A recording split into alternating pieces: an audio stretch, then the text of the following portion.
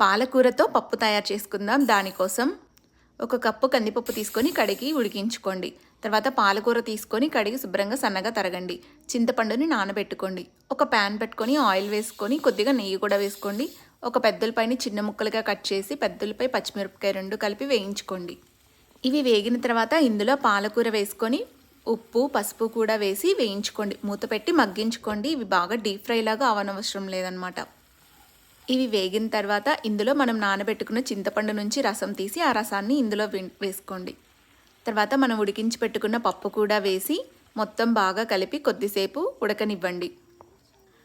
దగ్గర పడిన తర్వాత తాలింపు వేసుకుందాం. దానికోసం ఆయిల్, తాలింపు గింజలు, దంచిన వెల్లుల్లి రెబ్బలు, ఎండుమిర్చి, ఇంగువ, కరివేపాకు వేసి వేయించుకోండి.